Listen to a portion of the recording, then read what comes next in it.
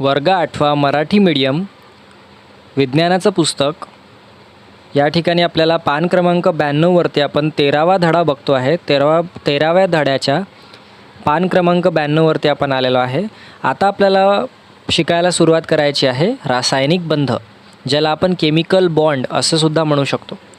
अणूचे अंतरंग या पाठात आपण मूलद्रव्याचे इलेक्ट्रॉन समरूपण व मूलद्रव्याची संयुजा यातील संबंध पाहिला. राजवायू रासायनिक बंध तयार करत नाहीत व त्यांचे इलेक्ट्रॉन अष्टक द्विक पूर्ण असते. अष्टक किंवा द्विक हे पूर्ण असतं. या उलट इलेक्ट्रॉन अष्टक आणि द्विक पूर्ण नसलेले अणू रासायनिक बंध तयार करतात. बघा या ठिकाणी जे इलेक्ट्रॉन ज्यांचं असे काही अणू ज्यांच्या इलेक्ट्रॉनमध्ये अष्टक आणि द्विक हे पूर्ण झालेले नसतात, तर अशा प्रकारचे अणू रासायनिक बंध तयार करायसाठी नेहमीच उतावळे असतात. यामागचे कारण असे आहे की रासायनिक बंध तयार करताना अणू त्यांच्या संयुजा इलेक्ट्रॉनांचा उपयोग करतात. तसेच संयुजेच्या संख्येइतके रासायनिक बंध तयार केल्यावर अणूला इलेक्ट्रॉन अष्टकाचे किंवा द्विकांचे संरूपण प्राप्त होते. इलेक्ट्रॉन अष्टक किंवा द्विक पूर्ण करण्याच्या 2 प्रमुख पद्धती आता आपल्याला पाहायच्या आहे. तर बघूया. तर मुलांना आता आपल्याला बघायचं आहे आयनिक बंध. तर आयनिक बंध याला आयनिक बॉन्ड असं सुद्धा म्हणतात. प्रथम सोडियम व क्लोरीन या मूलद्रव्यांच्या अणूंपासून सोडियम क्लोराईड हे संयुग कसे तयार होते हे आपल्याला पाहायचं आहे. यासाठी सोडियम व क्लोरीनचे इलेक्ट्रॉन संपूर्ण पाहू. या ठिकाणी बघा सोडियम जो आहे, सोडियमच्या पहिल्या कक्षेमध्ये 2 इलेक्ट्रॉन असतात, दुसऱ्या कक्षेमध्ये 8 इलेक्ट्रॉन असतात आणि तिसऱ्या कक्षेमध्ये 1 इलेक्ट्रॉन आहे. उर्वरित इलेक्ट्रॉन त्यांनी तिसऱ्या कक्षेत ठेवलेला आहे. क्लोरीनमध्ये एकूण इलेक्ट्रॉन आहेत 17. तर या ठिकाणी बघा 2 पहिल्या कक्षेमध्ये असतात, 8 असतात दुसऱ्या कक्षेमध्ये आणि सर्वात बाहेरच्या कक्षेमध्ये 7 इलेक्ट्रॉन त्यांनी ठेवलेले आहे. तर बघा सोडियमच्या संयुजा कवच म्हणजे हे शेवटलं कवच. 1 इलेक्ट्रॉन असल्याने बघा सोडियमच्या शेवटल्या कवचामध्ये 1 इलेक्ट्रॉन आहे बघा असल्याने त्याची संयुजा 1 व क्लोरीनच्या याच्यामध्ये बघा क्लोरीनचं जे शेवटलं कवच आहे त्या शेवटल्या कवचामध्ये 7 इलेक्ट्रॉन आहे.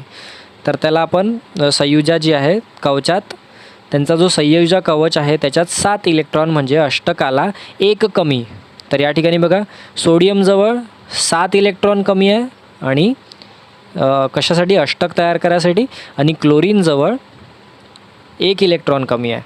तर या ठिकाणी बघा अशा प्रकारे यांचा संबंध जुळून येतो. तर क्लोरीनची संयुजासुद्धा एक हा संबंध आपण पाहिला. अशा प्रकारे बघा दोन्हीही अणूंचा संबंध या ठिकाणी जुळून येतो. कारण सोडियमला 7 अणू हवे आहेत त्यांच्या संयुजा कवचामध्ये अष्टक पूर्ण करण्यासाठी आणि क्लोरीनला 1च. या ठिकाणी अशा प्रकारे बघा इलेक्ट्रॉनची देवाणघेवाण या 2 अणूंच्या मध्यस्थी होणार आहे. तर बघा अणू त्याच्या M ह्या कवचातील एकमेव संयुजा इलेक्ट्रॉन गमावतो तेव्हा त्याचे उपांत्य कवच L हे बाह्यतम कवच होते. त्यामध्ये 8 इलेक्ट्रॉन आहेत.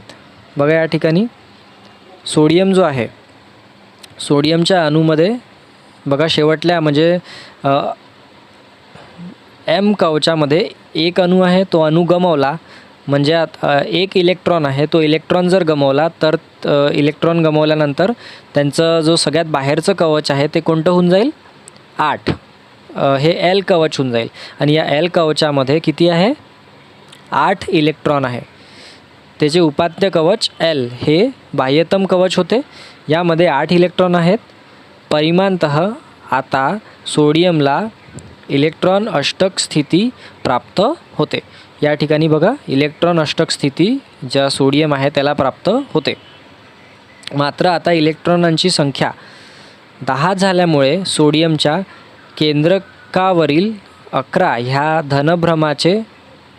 धनप्रभाराचे संतुलन होत नाही व निव्वळ 1 इतका धनप्रभार असलेला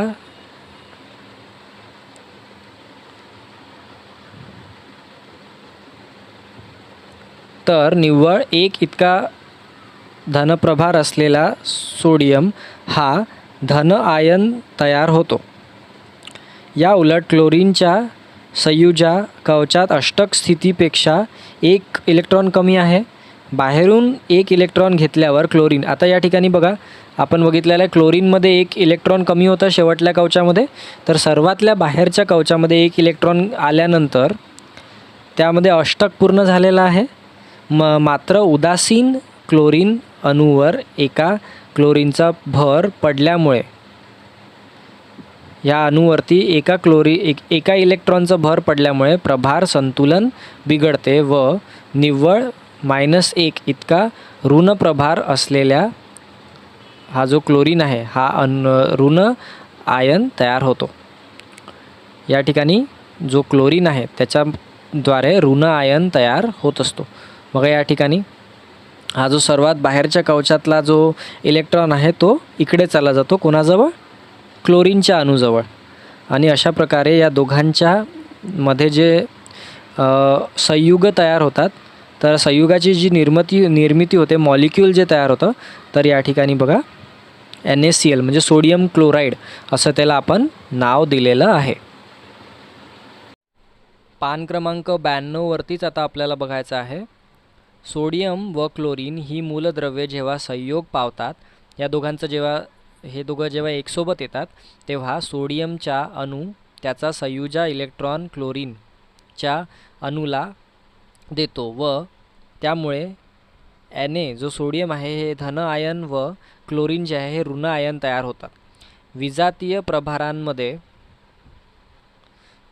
स्थितिक विद्युत आकर्षण बल असल्यामुळे, कारण आता या ठिकाणी बघा सोडियमचं धन आयन आहे आणि क्लोरीनचं ऋण आयन आहे आणि ते धन आणि ऋण एकमेकांच्या विरुद्ध असल्यामुळे यामध्ये स्थितिक विद्युत जी स्टॅटिक इलेक्ट्रिसिटी ज्याला आपण म्हणतो हे आकर्षण बल असल्यामुळे हे विरुद्ध प्रभारी आयन एकमेकांकडे आकर्षिले जातात व त्यांच्यात रासायनिक बंध तयार होतो आणि अशा प्रकारे त्यांच्यामध्ये रासायनिक बंध तयार होतो. परस्पराविरुद्ध प्रभार असलेल्या धन आयन व ऋण आयन यांच्यामधील स्थितिक विद्युत आकर्षण बलामुळे तयार होणाऱ्या रासायनिक बंधाला आपण आयनिक बंध किंवा विद्युत संयुज बंध असं म्हणत असतो. एक किंवा अधिक आयनिक बंधांमुळे तयार होणाऱ्या संयुगाला आपण आयनिक संयुग म्हणतात. असं आयनिक संयुग असं म्हणत असतो. संयुग म्हणजे मॉलिक्यूल. तर या ठिकाणी बघा सोडियम व क्लोरीन हे जे दोन आपले पदार्थ आहे, सोडियम व क्लोरीन, या मूलद्रव्यांपासून, मूलद्रव्य जे आहे सोडियम क्लोराईड या आयनिक संयुगाची निर्मिती इलेक्ट्रॉन समरूपनाच्या रेखाटनाचा उपयोग करून आकृती 13.3 आपण पाहिलेली आताच मध्ये दाखवलेले आहे ते आपण पाहिलेले आहे. आयनवर असलेल्या +1 किंवा -1 विद्युत प्रभारामुळे एक आयनिक बंध तयार होतो. या ठिकाणी जो विद्युत प्रभार जे आहेत ते +1 आणि -1 असे आहे, त्यामुळे एकच आयनिक बंध तयार होतो. आयनावर जितका धनप्रभार किंवा ऋणप्रभार असतो ती त्या आयनाची संयुजा असते व संयुजे इतके आयनिक बंध तो आयन तयार करत असतो. म्हणजे जर 2 असेल तर 2 बंध तयार करेल, 1 आहे तर 1 बंध तयार करत आहे. पान क्रमांक 93 वरती आपण आलेलो आहे मुलांनो. पान क्रमांक 93 वरती आपल्याला आकृती दिसते आहे 13.4. या 13.4 या आकृतीमध्ये मॅग्नेशियम क्लोराईड ह्या आयनिक संयुगाची निर्मिती झालेली आपल्याला दिसते आहे. तर या ठिकाणी बघा मॅग्नेशियमच्या सर्वात शेवटल्या कवचामध्ये, आवरणामध्ये किती 2 इलेक्ट्रॉन्स आहेत. तर हे 2 इलेक्ट्रॉन 2 वेगवेगळ्या क्लोरीनच्या अणूंबरोबर या ठिकाणी संयोग पावत आहेत. तर बघा हे एक इलेक्ट्रॉन इकडे या ठिकाणी आपण पाठवलेला आहे, इकडे चालला गेला, आणि दुसरा इलेक्ट्रॉन हा इकडल्याच बाजूला चालला गेला. कारण या ठिकाणी बघा क्लोरीनच्या जो शेवटलं कवच असतं त्या शेवटल्या कवचामध्ये 7 इलेक्ट्रॉन असतात आणि त्यांना आपला अष्टक पूर्ण करण्यासाठी 1 इलेक्ट्रॉनची गरज असते. तर अशा प्रकारे या तीनही मूलद्रव्यांचा, हे मूलद्रव्य आहे 2 क्लोरीनचे अणू आणि 1 मॅग्नेशियमचा अणू, अशा प्रकारे ह्या 2 3 मूलद्रव्यांचा काय होत असतो या ठिकाणी, एक संयुग या ठिकाणी होतो आणि आयनिक संयुग तयार होत असतो आणि आयनिक संयुग ज्याचं नाव आहे मॅग्नेशियम क्लोराईड, याला आपण मॅग्नेशियम क्लोराईड असं म्हणत असतो. तर बघा या ठिकाणी दिलेलं आहे मॅग्नेशियम क्लोराईड या आयनिक संयुगाची निर्मिती मॅग्नेशियम व क्लोरीन या मूलद्रव्यांपासून कशी होते ते आकृती 13.13 मध्ये दाखवलेली आहे.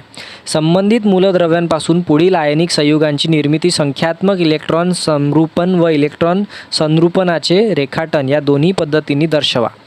तर या ठिकाणी आपल्याला बघायचं आहे अ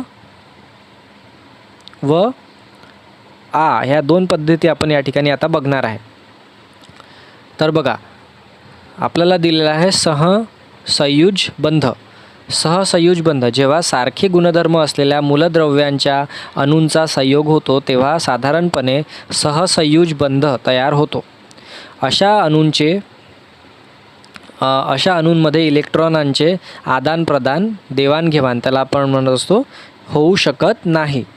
त्याऐवजी अशा अणूंमध्ये इलेक्ट्रॉनांची संदान म्हणजे शेअरिंग होत असते. म्हणजे 2 अणू काय करत असतात, 2 अणू एकाच इलेक्ट्रॉनला वापरत असतात. संदान केलेले इलेक्ट्रॉन दोन्ही अणूंची सामायिक मालमत्ता झाल्यामुळे दोन्ही अणूंचे इलेक्ट्रॉन अष्टक द्विक पूर्ण होत असते. प्रथम हायड्रोजनच्या रेणूचे उदाहरण पाहू. आता सर्वात आपल्याला हायड्रोजनच्या रेणूचे उदाहरण बघायचे आहे. अणू बघायच्या मुलांना अणूंचे अंतरंग पाठात आपण पाहिले आहे की हायड्रोजनच्या अणूमध्ये 1 इलेक्ट्रॉन असून त्याचे इलेक्ट्रॉन द्विक पूर्ण होण्यासाठी 1 इलेक्ट्रॉन कमी आहे व हायड्रोजनची संयुजा 1 आहे. हायड्रोजनच्या 2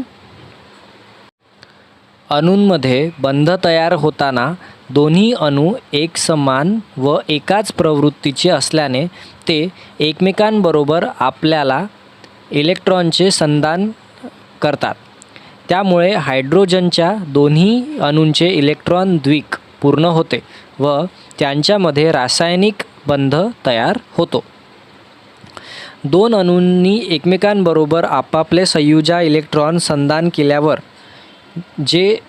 जो रासायनिक बंध तयार होतो त्याला सहसंयुज बंध म्हणतात. 2 संयुजा इलेक्ट्रॉनांच्या संदानाने, आता या ठिकाणी आपल्याला माहिती आहे की यांच्याजवळ इलेक्ट्रॉन कमी आहे त्यामुळे इलेक्ट्रॉनाचं संदान करत असतात, ते शेअरिंग करत असतात इलेक्ट्रॉनचं. एका सहसंयुज बंध तयार होतो. हायड्रोजनच्या 2 अणूंपासून H2 ह्या रेणूची निर्मिती इलेक्ट्रॉन संरूपनाच्या रेखाटनाचा उपयोग करून आकृती 13.5 मध्ये दाखवलेली आहे. 2 अणूंमधील सहसंयुज बंध त्याचा अणूंच्या संज्ञांना जोडणाऱ्या रेषेने सुद्धा दर्शवतात. तर या ठिकाणी आपल्याला बघायचं आहे मुलांनो, ही आकृती आपल्याला दिलेली आहे. या आकृतीमध्ये आपल्याला बघता येईल की हायड्रोजनचे 2 अणू मिळून हायड्रोजनचा एक रेणू तयार झालेला आहे. ठीक आहे. तर याला आपण या ठिकाणी बघा, जे दोघांमध्ये इलेक्ट्रॉन एकच असल्यामुळे या इलेक्ट्रॉनांचं संदान या ठिकाणी आहे, म्हणजे शेअरिंग होत आहे इलेक्ट्रॉन. तर या ठिकाणी आता आपल्याला पाहायचं आहे आता H2O म्हणजे पाणी. ह्या सहसंयुज संयुगाच्या रेणूची निर्मिती हायड्रोजन व ऑक्सिजन या अणूंपासून कशी होते ते पाहू. ऑक्सिजनच्या अणूच्या संयुजा कवचात 6 इलेक्ट्रॉन आहेत, म्हणजे ऑक्सिजनच्या इलेक्ट्रॉन अष्टकापेक्षा 2 इलेक्ट्रॉन कमी आहेत व ऑक्सिजनची संयुजा 2 आहे. ऑक्सिजनची संयुजा किती आहे मुलांनो? 2. तर या ठिकाणी पाहायचं आहे H2O रेणूमध्ये ऑक्सिजनचा अणू 2 सहसंयुज बंध करून आपले इलेक्ट्रॉन अष्टक पूर्ण करतो. ऑक्सिजनच्या एक अणू हे 2 सहसंयुज बंध 2 हायड्रोजन अणूंबरोबर प्रत्येकी 1 याप्रमाणे करतो. हे होताना दोन्ही हायड्रोजन अणूंचे इलेक्ट्रॉन द्विक स्वतंत्रपणे पूर्ण होते. तर या ठिकाणी बघा, हायड्रोजनचा द्विक या ठिकाणी पूर्ण झाला पाहिजे. तर बघा या ठिकाणी 1 2 3 4 5 आणि 6 हे जे ऑक्सिजनच्या सर्वात शेवटलं जे कवच आहे त्या ऑक्सिजनच्या सर्वात शेवटल्या कवचामध्ये 2 इलेक्ट्रॉनची गरज आहे. तर या ठिकाणी 2 जे हायड्रोजनचे रेणू आहे ते आपापले एक एक इलेक्ट्रॉन या ठिकाणी संधान करतील, म्हणजे शेअरिंग करेल. आणि अशा प्रकारे जे या ठिकाणी जे हायड्रोजनचे अणू आहे, हायड्रोजनच्या अणूंनासुद्धा अष्टक मिळेल आणि ऑक्सिजनच्या अणूलासुद्धा अष्टक मिळेल. अशा प्रकारे रेणूंच्या संधानातून ह्या H2O ह्या सहसंयुज रेणूची निर्मिती झालेली आहे. रेणू म्हणजे या ठिकाणी मॉलिक्यूल. रेणू म्हणजे मॉलिक्यूल असतं मुलांनो, ही गोष्ट आपल्याला लक्षात ठेवायची आहे.